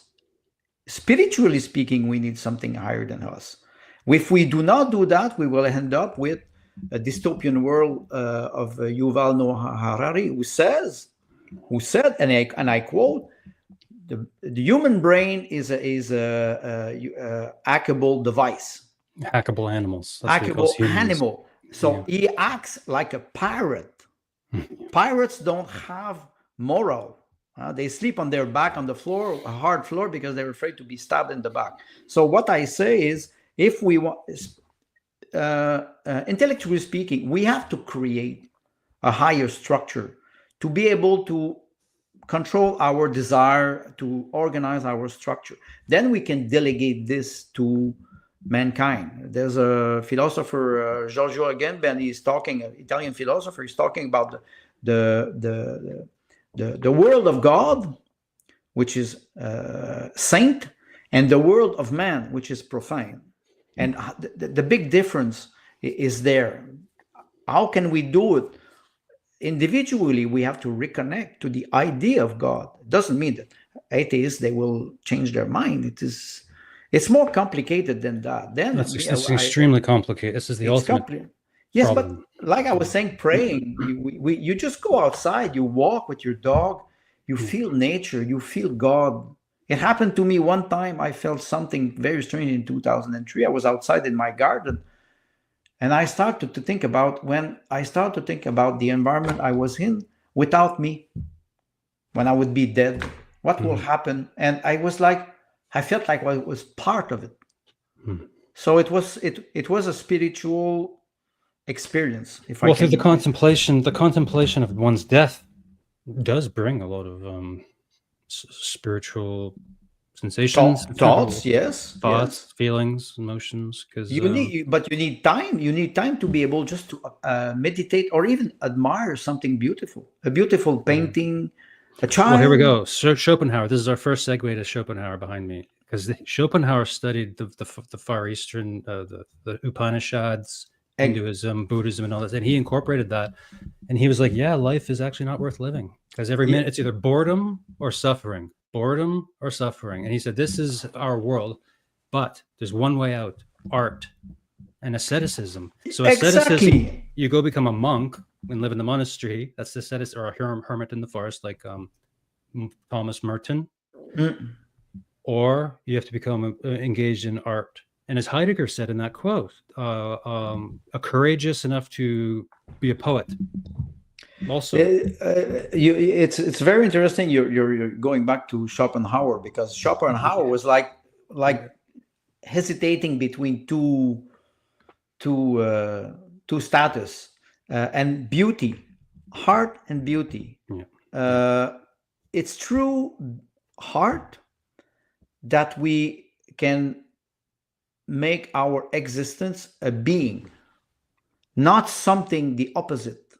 This is where I criticize Jean-Paul Sartre with his existentialism, because he was always putting this as a political purpose. Like, there's nothing behind. Okay, there's no God, there's no sense. Yeah, we have to... Sartre was the ultimate materialist almost, because he wrote a huge book called Being and Nothingness, where he really tried. But you can't use so many words to describe this thing. This is what we're talking about: being and nothingness, right here. Being and nothing, and there's look, think of the Big Bang. There's one click there's nothing, and the other click you have being. Can we explain that? My feeling is that we are not modest enough. The modern science that we have since 200, 300 years has made us arrogant, because we want to control matter of things that we do not control. And why? I will go back to Nietzsche. Nietzsche wrote a small book. It is Truth and Lies Above Moral. It's a very funny book, about 25 pages. And he talks about a fly that thinks, the first moment in history or in mankind when the fly start to be aware that she's a fly. And he compares this to the first nihilistic moment of man. And Nietzsche was let's say, very sarcastic man. Yeah. And the funny part is, we are not modest. We are still babies. Yeah, babies. Technology keeps us to be just weaklings. Yes, and emotional weaklings. I would not undermine the importance of technology, because if it is a tool, I made a small test yesterday, because one of my colleague, Payman Ascari, he uses ChatGPT all the time. So I said yesterday, okay, I will try it. I go and I say, who is André Meloche, the writer? And he gives me a small description, about 3 paragraphs, and I say, okay, that's about it. Then I take one of my play, which is a very satirical play, and I put, and I say, can you give me an idea about this play from André Meloche? And André Meloche in this essay wants to do this. I say, what the fucking moron? It's a play. It's a play. The machine cannot even make the difference. I can outperform the machine, because the machine cannot feel. Yep, it's not real. It's not real. It's artificial. Yeah. And you take the photograph for the real thing. I have one small example. When I was in the Louvre in Paris, you have the incoronation, the crown of Napoleon. It's a painting that is about, I would say, 4 meters high by 7 meters long. It is huge. It takes a wall, and it is Napoleon with Josephine, who is crowned by the Pope. Wow. It's a painting from I think Jean de la Croix. I went into the shop of the Louvre, and I bought a small reproduction, which is about the size of 8 by 11 paper, and I have the frame, and it is in my house. And people say, "Oh, it is the incoronation of Napoleon." No, I said, this is not that. You would see the painting, you would say it is incredible. So you have a reproduction of the reality, and people will take it for the reality. There's a very, very big difference. Yeah, this is exactly the one. This one here? Yes. And wow. Okay. it is huge. And I'm not sure if it is Delacroix. I think it is Delacroix. And André Malraux was a French writer. He wrote about the imaginary museum. And it is incredible how we take virtual reality for reality. It has nothing to do. In the 70s in Quebec, I don't know if you had this in Nova Scotia. In the 70s in Quebec, we started to have drive-in. I don't know if you remember. Maybe you're more young. Drive-ins, yeah, that wasn't really but drive-in, my first car was Impala 1972. I go to the drive-in, they arrive and they give you pay, you can go park your car, you have microphone, you have the big screen. And in the 1980s, they start to implement those scratch and sniff little piece of paper. Yeah, and they give it to you.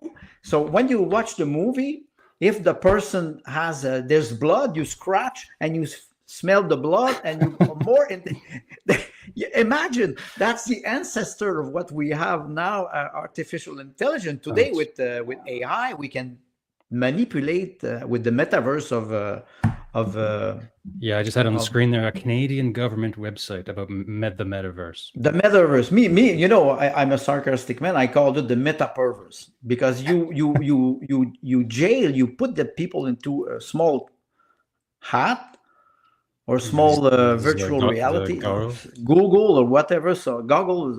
Yeah. So I imagine a new form of gulag. Eventually, like the 15-minute cities, I already showed you this thing in my town that they're doing here. Yes. And eventually you're not allowed to leave. And if you're a bad boy, go to the closet, and they strap a goggle on you. Put the brain attach in a new brain chip from Elon Musk that just came off the market.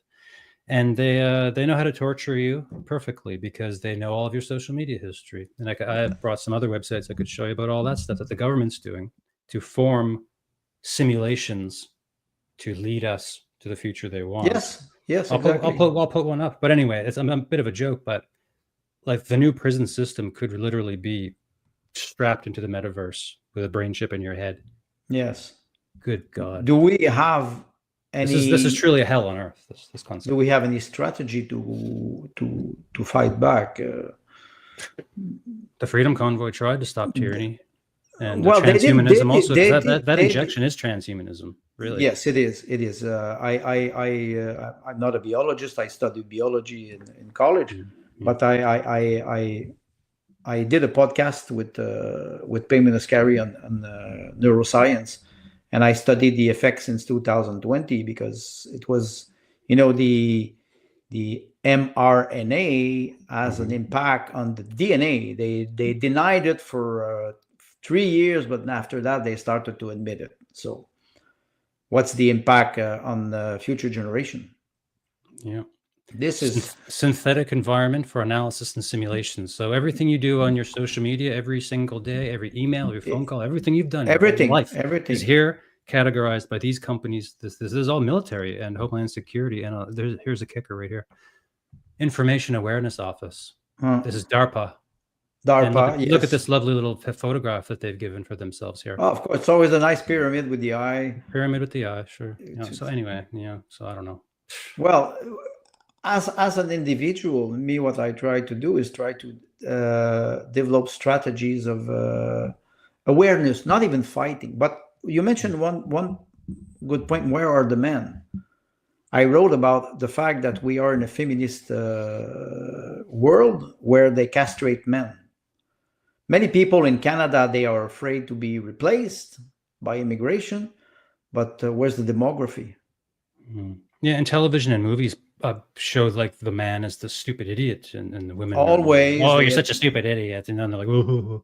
It's like the masculinity attack too is a part of all of this. Exactly. That's the best. Like godless fucking country now that we're developing into slowly. Maybe we can help, in the sense that if we have those discussions to help younger generation understand the world that they will inherit it, because we will all be replaced one day. And I think we I have think to. we need a good Carrington event or something. Like somehow the social media has to go away for a while. Because it's addictive. And here's the thing: this stuff that there's dopamine. Yes. There's a biochemistry connection to technology. It doesn't need to be in my brains No. because if you're not careful, if you can't step away from it, like You're right. these young kids today, they can't get away from it. I see They them can't. all the time. It And a is, friend of mine told me a story that he traveled, and maybe we'll wrap up on this little story. And I don't want to leave on a hopeless message. We're just analyzing Canada right now, and it's a dumpster fire. Maybe the fire will go out. We'll see. But he traveled to Hawaii with his family, and he's a 45, whatever. And there's a young girl, say 12, a cousin or something in the car. She was looking at her cell phone the whole time, even without Wi-Fi, because they're driving through Hawaii, looking at the volcanoes and beach. And they're like, what? Put this thing away. Like, don't you want to look out the window and see the beautiful jungle and look, it's a volcano. And she's just like, just got a little game here on the goddamn thing the whole time. She could not take her mind away. Well, that's transhumanism. They are conditioned to do that. And there's a Russian neurolinguist, Tatiana Chernigovskaya. She studies the brain of children, and they made some experiments with some children, new generation, and they asked them, go open a window. They are in a room, there's a window, and they asked the children, 4 or 5 years old, go open the window. Do you know what they do? They go to the window and they go like this with their hand. No. Like they have a tablet and they open, and they are analyzing the behavior of children. They said, why you do this? But you ask me to open the window. The window for them in their brain, it's the window of a tablet. Jesus. And you can manipulate the brain very easily. It doesn't mean it can be positive in the sense that you will develop a lot of abilities, a lot of new abilities. But you saw how it is easy to when I saw this, I was so shocked. I said, can you imagine yourself 40 years ago? We would have given you Apple's smartphone. A smartphone. Yeah. You would not have known how to use it. It takes time to develop knowledge. It takes generation to. Now we're used to it. Now we're starting to get used to it. But it's funny, the Star Trek New Generation. I was not watching TV, but there's some shots that are iconic. I think it is Scotty, who was the engineer, and he arrives in the new vessel, and they asked him to talk to the computer, and he takes the mouse. And he talks like this to the computer, and it is like it is so ironic. It is so ironic because it's like, wait a second, on first generation, the first Star Trek, we can teleport people. We talk to the machine with telepathy, and now we're stuck with a fucking mouse, and you interact with. That's your interface. Yeah. It's a regression. That was a funny moment, but it shows how Scott is like way in advance and use this like a microphone. It is so I found this segment of New Generation funny. Yeah, it shows the difference between generation. Next Generation, yeah, and Data is the cyborg that they have on there, and there's many episodes. And my friend Limina, who comes on my podcast quite frequently, she always brings up Data, saying that, and she loves that show, so she watches it a lot. And there's often things where Data shows a lot of humanity. And the humans wish they could be more like him because he actually doesn't really feel it. Well, you go back to what you're saying in the beginning. This is Canada almost. Yeah, in some sense, the culture here. That's post-humanism, right? Like with post-humanism of Philip K. Dick, like where you become the machine in your mind, and you're pretending to be human. Well, look at what you showed at the beginning with the womb of the woman, the robot. The funny part is that they always try to imitate. They always try to imitate men. Robots, you cannot if you don't have the shape of a man or the shape of a woman for, I would say, sexual purpose. Now they have. I made a joke about I made a joke about those new robots that looks like women. These ones have muscles and ligature. These are new ones they're building that have muscles and ligature systems and stuff. This one's so creepy, hanging on a little. It is, but you know. But this is the picture here I started with. This one. Yes. So why I refer to this is because now you have a lot of science fiction movies that they show dystopian world between a man and a woman, let's say, who have sex. Yeah, and I wrote a short story, and the man ordered, it was a very, very short story, that the man orders this kind of robots to have sex, and he orders it on Amazon, but he did not measure correctly the size of his penis. So when he received the robot, he was castrated. And he calls the customer service. Sir, you did a mistake in your order. You should have said that your penis was more long.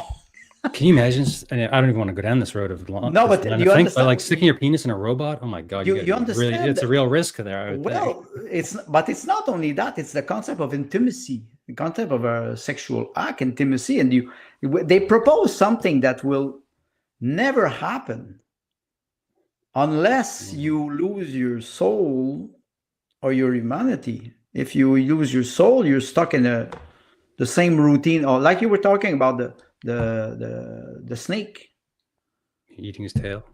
You see, eats his tail. You never get out of it. Well, in the Blade Runner movie, which is based on a Philip K. Dick book, Do Androids Dream of Electric Sheep? His job is to go shoot these androids that escaped from Mars on the colony there, but they look so much like humans. One of them's a woman, and he actually fell in love with her, not realizing it was a robot. And then when he realized it was a robot, he realized that his real problem. This is crazy shit right here, my friend. If you fall in love with a robot, and then you realize it's a robot later, do you still love it? Maybe we'll leave that for next time. Why don't we leave that on a cliffhanger? Yes, that's because we have to wrap it up, and we've been talking for almost 2 hours. No and problem. I want to talk to you even more, but we got to wrap it up, man. You're gonna come back again, and maybe I'll see you. Maybe not this Sunday. Yes, I have a previous engagement on Sunday, but maybe on the following Sunday. It's a pleasure. It was a very, very interesting podcast that you had. So yeah. Oh man, I've been dying to talk to someone like you for a long time, like someone who's studied a lot of philosophy academically, that I could just throw things at you and get lots of feedback. And I'm just an amateur philosopher. I took it in university, first year, second year, third year. That was my major, but I switched to a different major later. Anyway, but existentialism really stuck with me, Nietzsche and all these things. And in the last year or so, I've been watching university lectures in Princeton University. This guy, he just died. So for some reason, he's in all the algorithms, and he's an amazing professor, like Jordan Peterson of philosophy, you could say. And Michael Sergru or something, I can't pronounce his name. Anyway, Michael Sanders? No, it's Michael Sergru. I can't pronounce it, but anyway, no. So I've been just listening to lectures about Heidegger and Nietzsche and the death of God and all these types of concepts. And as I'm listening to it, it's like these guys figured it out. They have. And now what they were feeling at that time during the Industrial Revolution and all that stuff, and postmodernism and all that stuff, 40s, 50s, 60s, World War II, they saw something happening, and we're here. We're here. We're here. We're like you said, we're here live. We're here live. Yeah. But it'll turn around. I mean, who cares, right? Societies rise, they fall, they destroy themselves. The snake eats its own tail. I'm fine, really. I mean, thank goodness I don't live in a city. As I told you, we both have a little acreage. We can turn off the television, turn off the internet, walk outside, and be immersed in nature, where God is.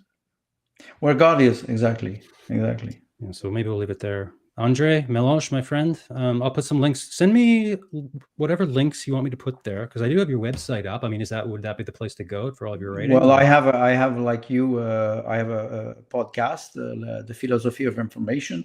I did a couple of interviews. Michael Jones, some of the candidates from the PPC.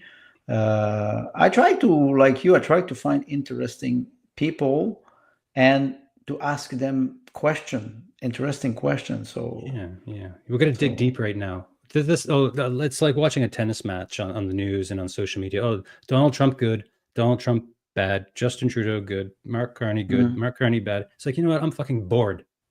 I'm so bored of it. Because it's as we discussed, it's a hyper reality psyop. Yes, and we have to get out of it. We have to get out of it, and it'll happen. The snake is eating its own tail as we speak, and we'll see where it goes from here. Yes, exactly. So send me a couple of extra links, and I'll put your website in there for sure. But yeah, let's wrap it up, my friend. No problem. It was a pleasure being with you, David. No, man, wonderful to talk to you. Really, really, really, so wonderful to talk to you. Really, truly. So have a good day. Thank you. Bye-bye.